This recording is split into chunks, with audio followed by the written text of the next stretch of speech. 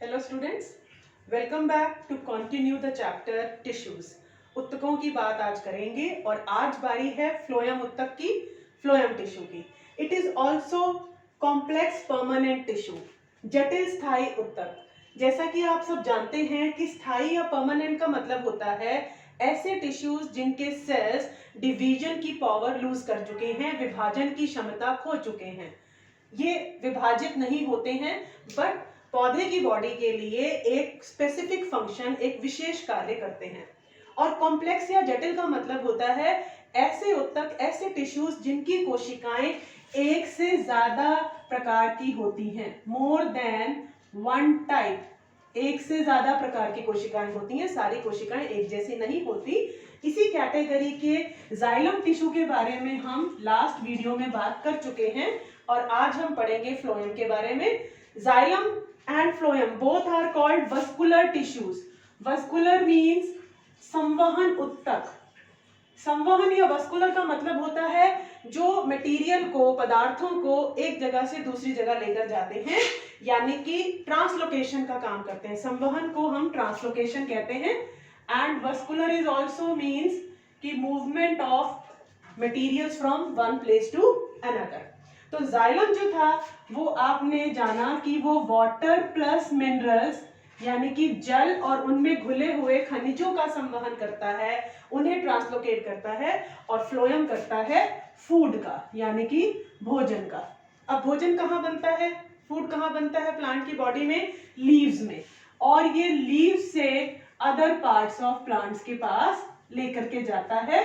And xylem क्या था, वो वाटर और मिनरल्स को ट्रांसलोकेट कर रहा था, तो वो रूट से अदर पार्ट्स की तरफ, यानी कि from downward direction to upward. जबकि फ्लोएम को दोनों डायरेक्शन में ट्रांसफर करना पड़ता है। लीव्स तो कहीं कहीं बीच बीच में है ब्रांचेस के, तो ऊपर की तरफ के भी पार्ट्स को फूड चाहिए एनर्जी रिक्वायरमेंट के लिए, और नीचे रूट्स को भी चाहिए या नीचे वाली स्टेम को भी चाहिए। तो ये एक डिफरेंस है जिस पर हम अभी इस टॉपिक के बाद बात करेंगे कि फ्लोएम जो है वो दोनों डायरेक्शन में मूवमेंट करता है and xylem translocates water and minerals in one direction.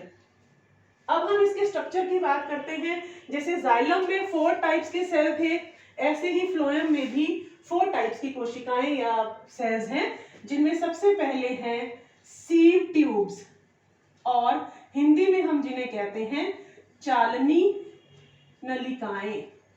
इनके नाम से ही पता चल रहा है कि ये ट्यूब्स हैं, नलिकाएं हैं, मींस एक ट्यूबुलर स्ट्रक्चर है जिनके थ्रू ही मटेरियल मूव करेगा। And the second is companion cells,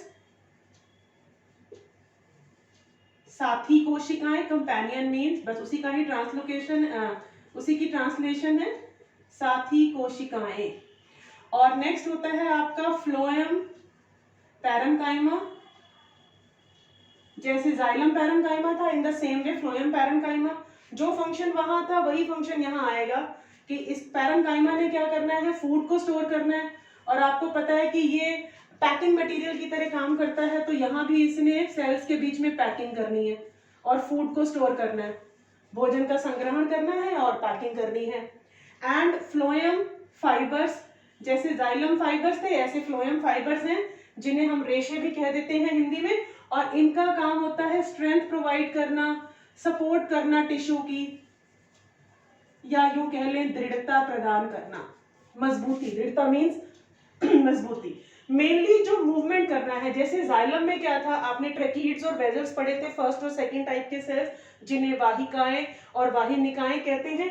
main वही वाटर को मूव करा रही थी। तो यहाँ भी सीव ट्यूब्स ने ही वर्टिकल डायरेक्शन में, या वर्टिकल यहाँ दोनों होगा, upward and downward, means the perpendicular direction में सीव ट्यूब्स ही फूड को ट्रांसलोकेट करेंगी।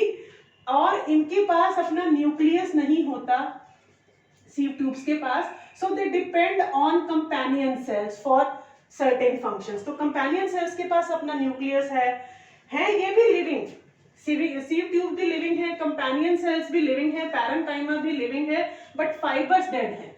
ये जीवित हैं, ये भी जीवित हैं, ये भी जीवित हैं, लेकिन आपको पता है फाइबर्स हमेशा पैरेन्काइमा के बने होते हैं, तो वो डेड हैं या डेड सेल्स हैं, मृत कोशिकाएं हैं। है ये भी living, but they don't have nucleus, so they depend on companion cell, साथी कोशिकाओं पर निर्भर करती हैं कुछ कार्यों के लिए। और mainly sieve tubes and companion cells को हम कह सकते हैं कि ये जो ट्रांसलोकेशन का काम है, संवहन का काम है, वो ये दोनों मिलकर करती हैं। पैरेन्काइमा का काम होता है फूड को स्टोर करना, पैकिंग करना एंड साइडवेज ट्रांसलोकेशन, पार्श्व संवहन, मतलब साथ वाली जो दाएं बाएं की तरफ, लेफ्ट राइट की तरफ जो ब्रांचेस हैं उनमें फूड को भेजना। पैरेन्काइमा जब जाइलम में था तो उसका काम पानी को भेजना था विद मिनरल्स, तो वो साइडवेज ट्रांसलोकेशन कर रहा था, यानी पार्श्व संवहन कर रहा था। और फाइबर्स का काम चाहे जाइलम हो चाहे फ्लोएम हो, इनमें इनका काम स्ट्रेंथ और सपोर्ट प्रोवाइड करना है। अब हम एक बार सिंपल सा एक डायग्राम देख लेते हैं जिनमें हम ये सीव ट्यूब्स और कंपेनियन सेल्स को ड्रॉ करेंगे and we will try to understand the structure of phloem tissue. आप इस तरह से कुछ ट्रायंगल टाइप के स्ट्रक्चर बना लेंगे थोड़े से कर्व के साथ, ऐसे ही यहां पर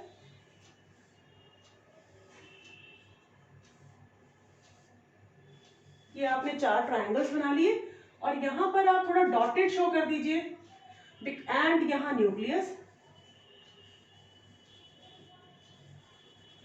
यस, नाउ ये जो आप साइड में ट्रायंगल टाइप के देख रहे हैं ये आपकी साथी कोशिकाएं या कंपेनियन सेल्स हैं, और ये जो आप बीच में देख रहे हैं दिस इज सीव ट्यूब, और इनकी जो ये वॉल्स होती हैं ये परफोरेटेड हैं, छेद वाली हैं ताकि मूवमेंट हो सके। And these are sieve tubes या चालनी नलिकाएं। तो this is a simple diagram, और parenchyma and fibres they will be the supporting cells जो इनके आसपास इनको सपोर्ट करते हुए इनके एडजॉइनिंग में होंगे, but mainly these 2 cells are responsible for the translocation of food. भोजन के संवहन में चालनी नलिकाएं और साथी कोशिकाएं, इनका मुख्य कार्य यही होता है, संवहन करना। अब हम जाइलम और फ्लोएम, जाइलम एंड फ्लोएम के डिफरेंस की तरफ चलेंगे, इनके डिफरेंसेस को जानेंगे जो एग्जाम के पॉइंट ऑफ व्यू से काफी इंपॉर्टेंट क्वेश्चन है। तो देखते हैं इनका अंतर। So here we are going to differentiate between xylem and phloem. Xylem और फ्लोएम में अंतर जानेंगे और इस तरफ आप आधार लिख लेंगे, बेसिस लिख लेंगे कि किन किन पॉइंट्स पर हमें इनके बीच में डिफरेंशिएट करना है।